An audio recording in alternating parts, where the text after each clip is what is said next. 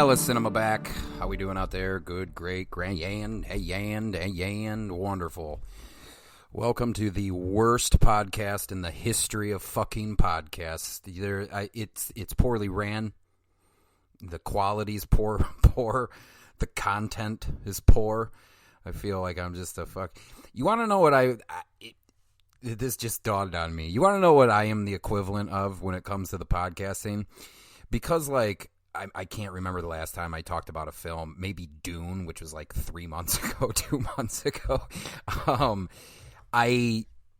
Since majority of what I do now is just promoting, I feel like the sign twirl guy for, to get your taxes done or the car wash or something. That is the equivalent.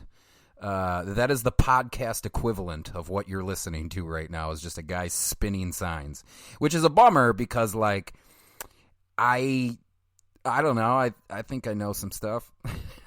It's just, I can't keep doing this for you guys. I can't, like, in fact, I was just talking to someone about it today. Like, this either needs to become my life or not be a part of it anymore. It's one of the two.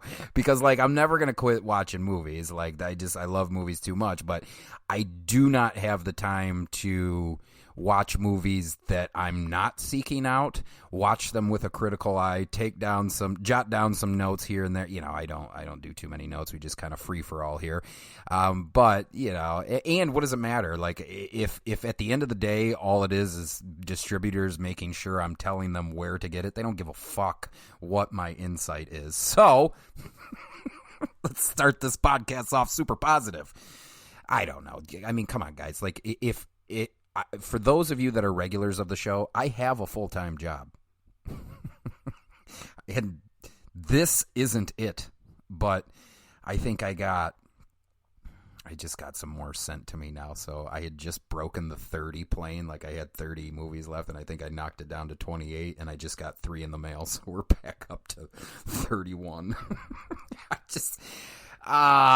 Sons of bit. I can't, guys. I can't. Unless I'm making infinitely more money doing this than I am, I just fucking can't. That said, somehow or another, I just keep setting up these fun guests for you, so stay tuned for that. Anyway, as you see on your screen, your dial, however, you shouldn't be joining me today.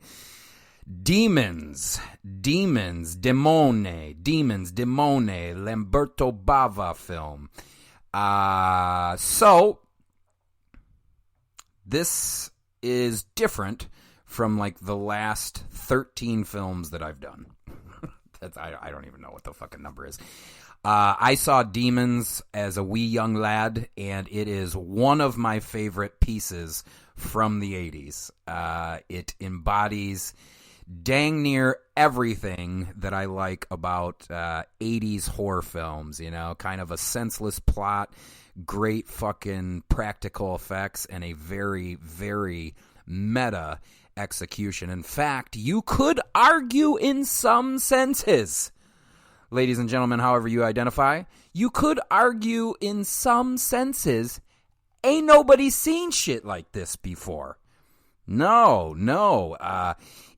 It kind of, and which is why it was so popular, and a sequel was in the works. I think they started the sequel right after, but I want to say they delivered the sequel like 7-8 months after the first one came out, and in the 80s and on film and practical effect. That's a quick turnaround, ladies and gentlemen, or however you identify, because of what it entails. So, I am actually going to break down a lot of this for you, mainly just what, if you haven't seen this yet, I think it's on Prime, but I strongly urge you to get the 2-disc special limited edition box set from Synapse Films. I say again, Synapse Films. I know we've done a lot of Arrow, MVD, and Wellgo USA, and a host of others, but this one is from Synapse Films,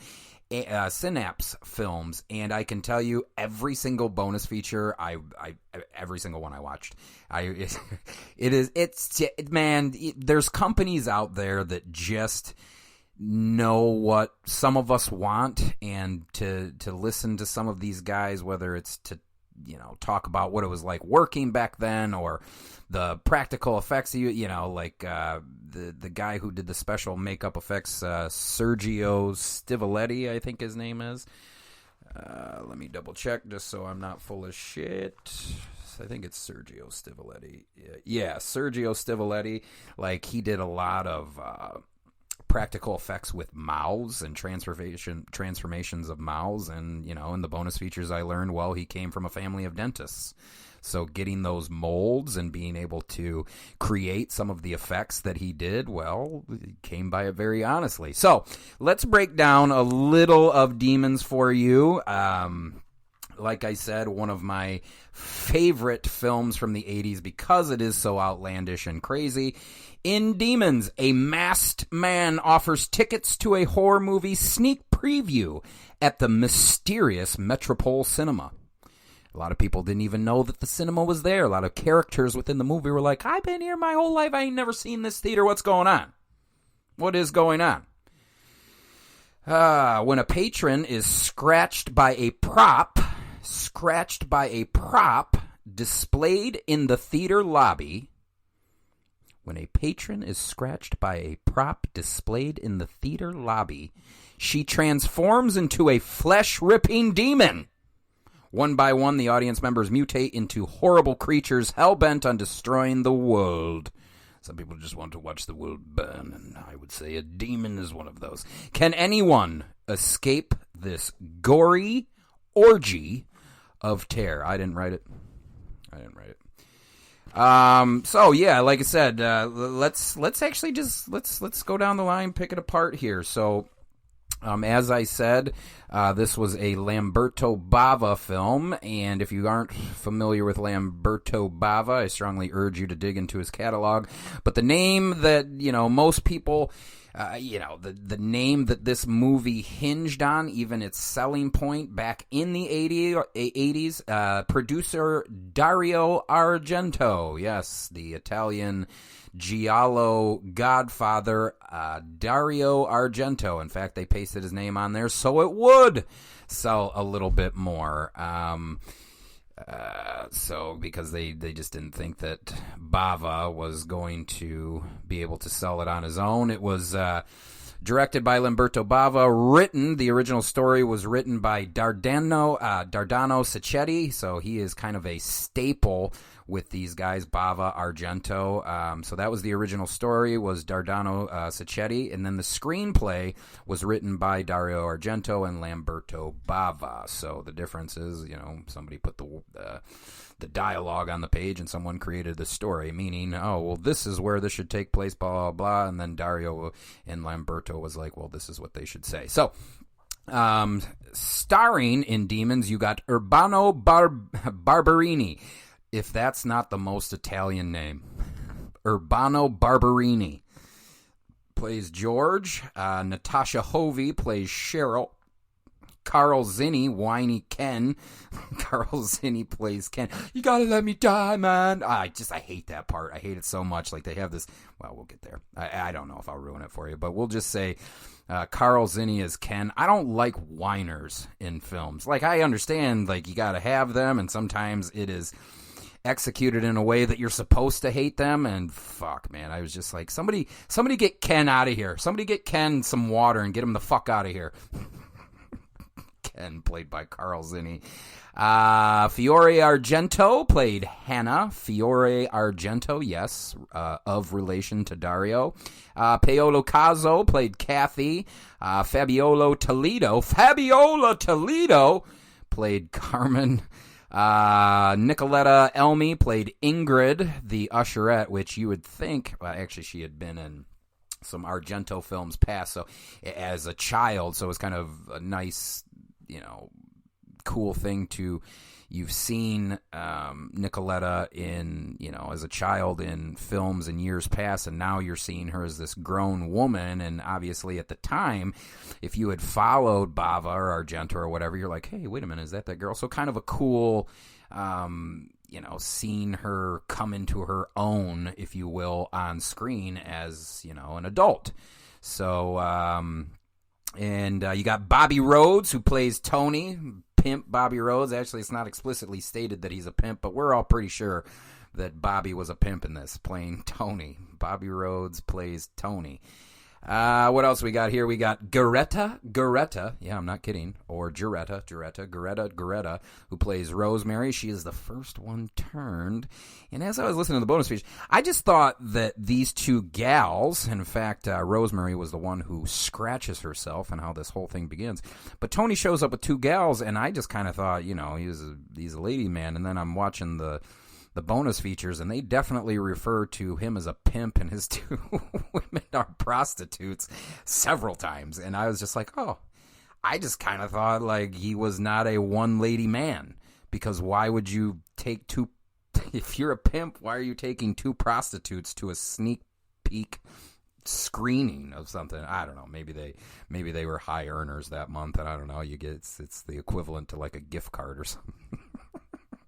Anyway, so let's talk. I definitely want to go down the movie a little bit here, because I do want to talk about some things that are. Why is this one of my favorite? Well, let's do the bonus features first, and then we'll talk about why Demons is one of my favorites. So, what is on this 2-disc special edition Hamana release from Synapse? You got two versions of the film: the full-length original cut in English and Italian, and the shorter U.S. version featuring alternate dubbing and sound effects. Uncompressed DTS, master audio, 2.1 and 5.1 mixes. I still go back and forth on this, because like when you remaster the audio, that Dolby Master 5.1 sounds great. Not that the 2.0 doesn't, and I understand, but for those of you that don't know what the fuck I'm talking about, what does 5.1 mean?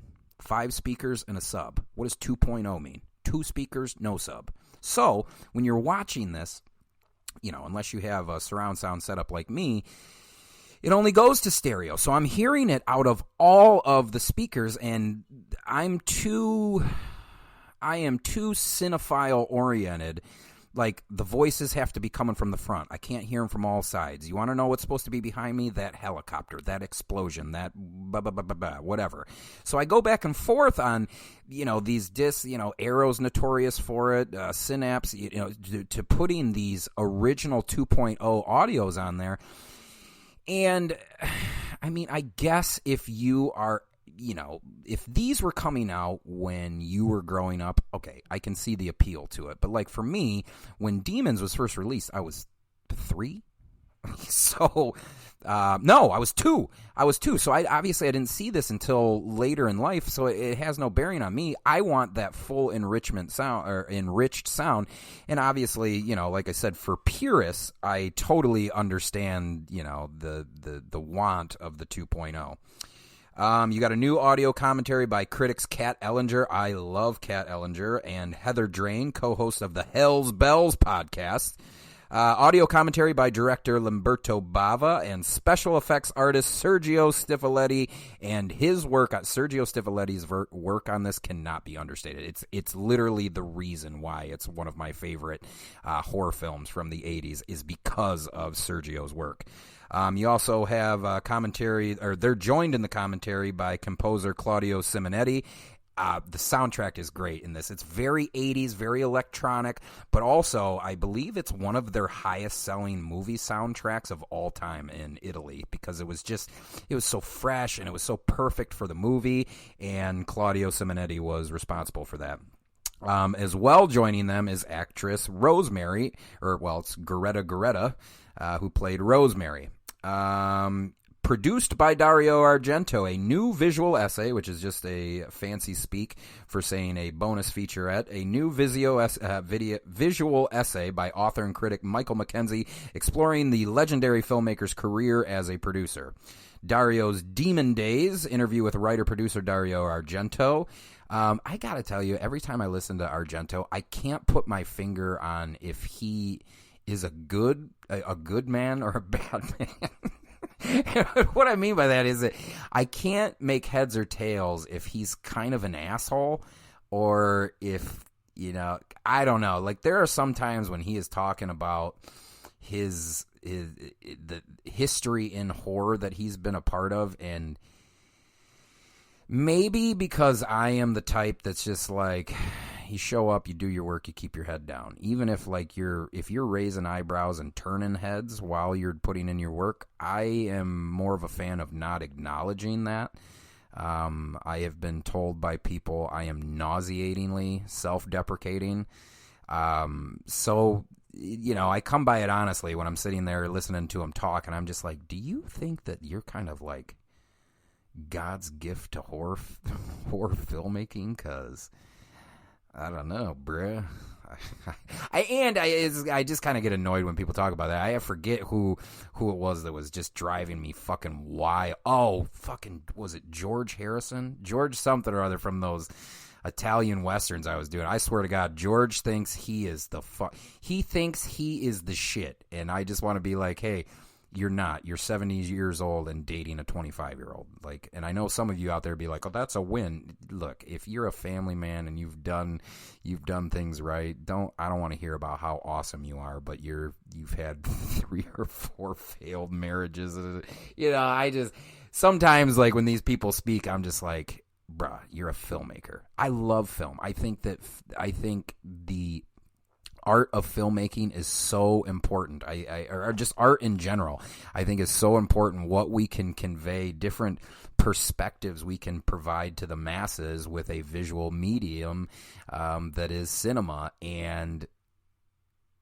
But I don't think, and it's so weird because like the writers are the ones that like nobody really talks about, like everybody really talks about actors, actresses, directors, and for the most part cinematographers, and occasionally people will talk about composers and whatnot. I talk about everyone because that's how it should be. It doesn't take, it's like saying that Tom Brady wins Super Bowls. No, he fucking doesn't. His team does. You know what I'm saying? Like, he's got a team. Yes, is Tom Brady a great fucking quarterback? He sure is. But Tom Brady's doesn't have 6 Super Bowls or however the fuck many he has unless his supporting cast is doing their fucking job. Well, that's the same here, is that like, listen, this is not you didn't do it by yourself. But back to the writer thing, like, I'm surprised even now, like, it's 2022, and nobody gives like writers more credit for, like, in fact, if they are going to shit, or if anything, the only thing the masses ever do is shit on writers because they didn't get what they wanted or whatever. But I'm more talking about like writers in the sense of changing the world. Like, if you write something like, I don't fucking know, Minari or Whiplash or things of that nature, like, you are totally changing perspective, and we don't put them on high. You know what I'm saying? We put Leo on high. Well, Leo didn't write that fucking shit, and I love Leonardo DiCaprio, but like, did Leo make the movie work? Sure, but without the writer's words on the page, it's I don't know. So I was listening to some of these bonus features. I'm like, one, you didn't make the whole movie by yourself. It's not like you were the one-man band playing the trumpet, the drums, the fucking, like, even Robert Rodriguez, who does most of his shit, he would tell you, yeah, like, I shoot it, I edit it, I do the music, I write it. There's so many more people that have to help me put this on screen. It is not just me. All right, I digress. Anyway, because I was just watching Argento, and I was like, man, this is like the 3rd or 4th interview, man. You are, at least when he's specifically talking about the horror genre, he's pretty smug. He's pretty fucking smug. So anyway, what are some things that happened throughout this film that I fucking liked? So actually, Cheryl accepts this ticket. She's on a train. She accepts this ticket from a man wearing half a metal mask, and he looks like he's dressed up. And we are meant to assume that maybe he's a part of the play or the movie or whatever that he's handing out these tickets to see. So the cool thing about the Synapse box set is they include a Metropol ticket, a golden ticket, within the box set, which is pretty cool because all the people invited to the film get a golden ticket. Anyway, he starts handing them out to everyone. The tickets say, just these stupid notes. The tickets say T-O space day, 6 o'clock. And I just thought it was funny, those 2 space day. Metropol 29 Interflug Street. It should be noted the man in the mask looks creepy as hell. Of course he does. Cheryl is now the one sneaking up on him in the subway station, asking if he can have another ticket. She asks him if he's dressed up to promote the film, and he just doesn't say a word and just walks off and continues on with the mysteriousness.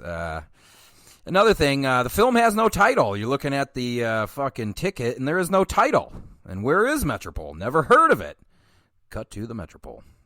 Creepily, the theater illuminates, and we see cuts of the lights in the theater turning on, a vacant theater.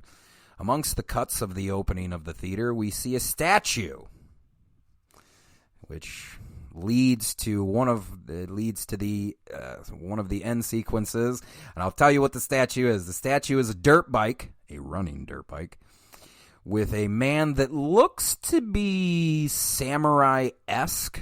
He is in, it is a statue, but he's in full samurai armor with a samurai sword.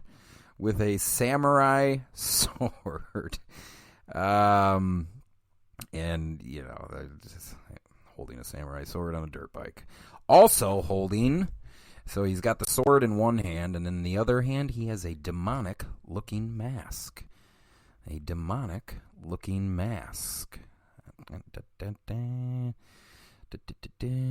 Pretty sure monks, like when the theater's opening, I mean, they have tons of posters from the U.S., like bands like AC/DC and shit like that, but I'm also pretty sure that there's a picture of the Creep Show host somewhere amongst that. Anyway, a woman gets herself together in the mirror. She looks like a goddamn leprechaun, and that's that Nicoletta Elmy.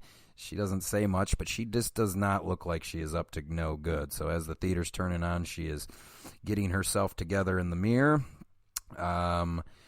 Cheryl and Kathy. So Cheryl has a friend, Kathy, whom we meet. I think it should be noted that once Cheryl tells or asks Kathy if she wants to go to the movie with them, there's a scene where they're literally skipping to the movie. Skipping. Like, they're just like, oh, we're going to see the movie. Some creepy guy gave us fucking this thing, and we're still going to go. Anyway. A little nod and a wink. One amongst their skipping, I believe Kathy states to Cheryl, "You don't think it's a horror movie, do you?" All right, so now we're entering the theater. Everybody's checking out kind of the exhibits. The guy on the dirt bike with the samurai sword. One of them checking out the statue is George, played by Urbano Barberini. George and his friend Ken, played by Carl Zinni, and they're checking out the dirt bike and the samurai sword. Let's see. As they're checking it out, they kind of move away from it. Now, Tony, played by Bobby Rhodes, and his guests, Goretta, who is Rosemary, and maybe Nicole is Ruth. Fingers crossed, maybe, or Liz.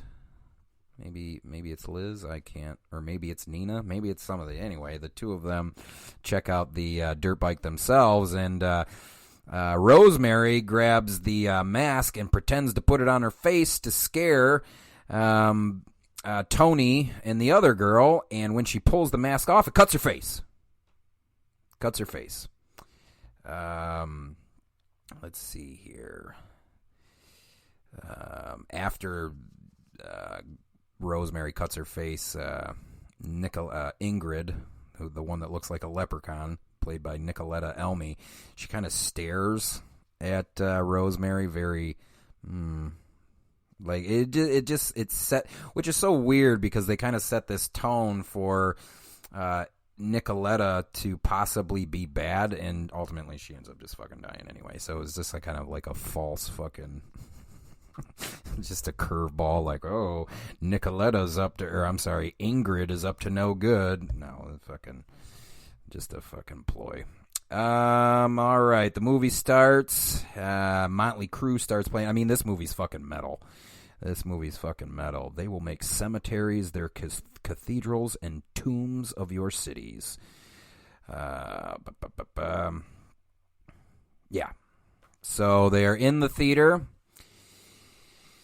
Rosemary gets scratched, and I don't know, 10 minutes into the film, she has to go to the bathroom because her wound won't stop bleeding. Funny story, the film playing, somebody else has cut themselves on a mask, and they also won't stop bleeding. This is that meta-ness I was talking to you about. So, once Rosemary goes back to check herself, well, the turning is upon us. She turns into a demon, and all hell breaks loose in the theater. Now, I can say without any hesitation, every practical effects bit that follows Rosemary's turn into a demon is top notch. I would even go further to say that the execution as a film as a whole, for what it has decided to be, even though, sometimes with the plot, it, doesn't make sense. Like, why are they cemented into the theater? I guess you'll have to tune in and find out what I mean by that. For the most part, it is excellently executed, and what I definitely wanted to talk about, there are so many great shots by Gianlorenzo Battaglia, who is the cinematographer on this. One specifically, when they are coming up the stairs, the demons. Now, several people have turned. Such an eerie shot, such a perfectly lit shot, and this happens basically once they close the doors to those theaters and the movie begins to start. Everything works, and it is almost a train going off the rails, but like I said, there's a couple plot things that you could be like, well, wait a minute, especially like in Demons 2, like there's no precedent set in Demons 1 that they can talk and communicate and whatever, and then Demons 2, it just comes out of nowhere. Don't worry, we'll talk about it when I get there, but to Demons 2, which will be next, because that would make no sense if I did Demons 1, 6 other films, and then Demons 2. So, all I can tell you is it had never been seen before. It was super fucking meta as the film that they are watching starts to mimic some of the things that they are dealing with in real life. And I will leave it at that for you, my ladies and germs. But it is, all I can tell you is this Synapse release was fucking great. Commentaries were great. Bonus features were great. Especially the archival bonus features, because they had some that they did specifically for the disc, and then they had some that was shot years and years and years ago. In terms of the bonus feature, everything is great. Everything is great, and all the parts that you want to know how they did is explored. So, like I said, one of my favorite films out of the 80s. It does not get much more batshit insane than the last half hour of Demons, I promise you. It is insanity. Now, it may not look the greatest, okay? Like in terms of, well, I mentioned a dirt bike and a samurai sword, right? And I kind of drove home the point. There was a reason why I brought that up. Okay, so you're going to have to forgive some of the stuff, but the idea of it, in fact, in closing, what I will say is, not a whole lot of films warrant being remade these days or rebooted. I 100% think that Demons should be. I think that if we ironed out some of the plot points to make it, but then again, I mean, I think it would play well now? Sure, but it's like we kind of just put the Walking Dead shit behind us. Like, I think people can go another 30 years before having like another zombie TV show or a zombie movie. I really think, Walking Dead kind of reminds me of the movie Lights Out. I know, my brain's weird, right? So Lights Out, though a good movie, I think almost ruined jump scares as a whole for me. When your movie hinges on the jump scares, well, if I watch another film after that, well, I may not jump as hard or whatever. And anyway, you see what I'm driving at. see this film. If you don't want to buy the box set, check it out on Prime first. All I can tell you is this movie's fucking wild. It is and like for somebody who even like loves the ins and outs and the technical aspect of it, and I think it's even a great party movie that you can kind of like throw on in the background, have some beers to, look up every now and then, and either have yourself a giggle or a gasp. And you know, that's going to the movies is fun. You know, there's a part of me that really wants to do a screening of this film, but the fact of the matter is, you know, a lot of the teens and 20-somethings not big horror fans. So why would I want to set up this giant screening that only 4 people come to? Anywho, Demons, ladies and gentlemen. Lamberto Bava directed. Dario Argento presents Demons. And don't forget to get your double disc special limited edition from Synapse Film. 2 discs, Demons 1 and Demons 2. It's great. It fucking is great. I can't stress how much I love this movie. When was the last time you heard me say that on this podcast? I fucking love this movie. It's been a minute. Ellis Cinema.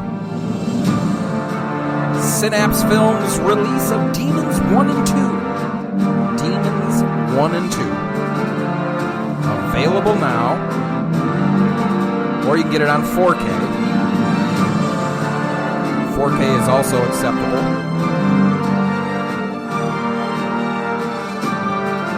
Ellis Cinema, Synapse Films,